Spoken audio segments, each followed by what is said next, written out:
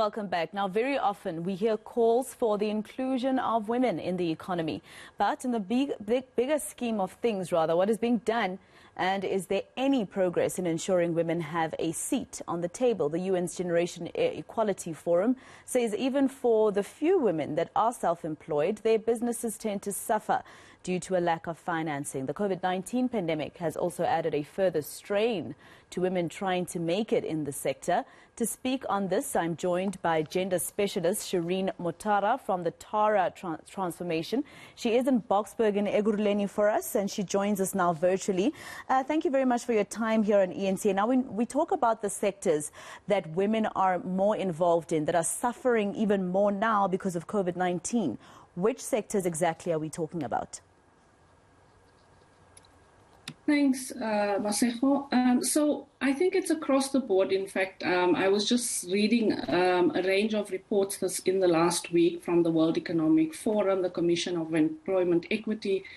And I think across the board, women are struggling. And in fact, we are regressing. So the progress that we made in earlier years, in the early 2000s, we are losing that progress, and slowly, things are getting worse for women. So in leadership, for example, if you look at women in top management, women in senior management roles, that is still very, very low compared to where women are professionally.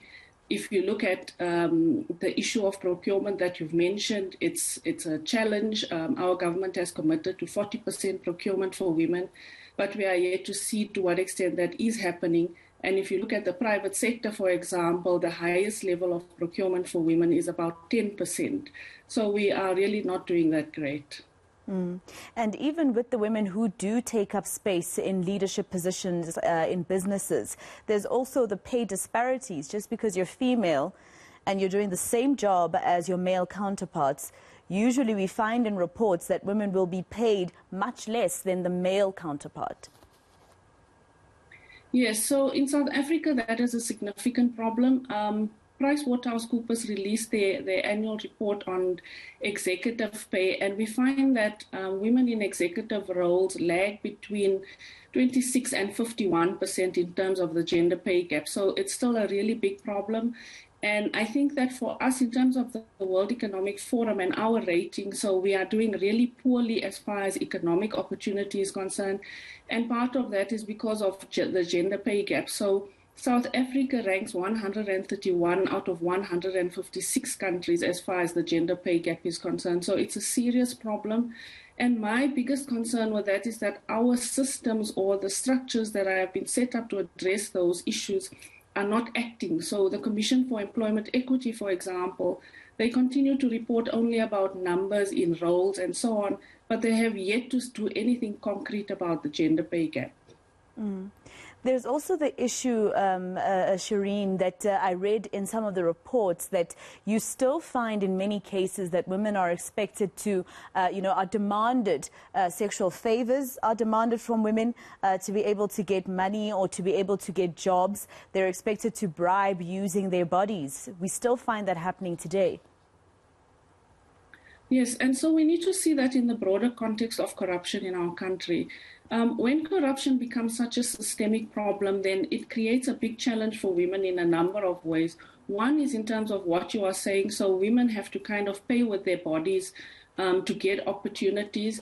Two is that women are often excluded from the system of corruption in a sense. So, it's often men who are the ones that benefit from corruption. And three is that women are the ones that are disadvantaged when we have corruption. So, for example, when money is looted and so on, then the social services are impacted, and women are quite reliant on those.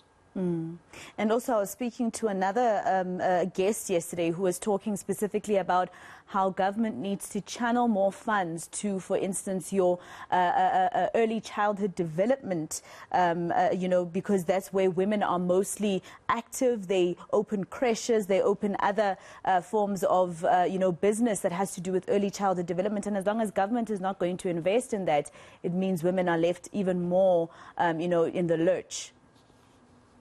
Yes, so if you look at the context of COVID-19 and the impact of women, that is a big concern.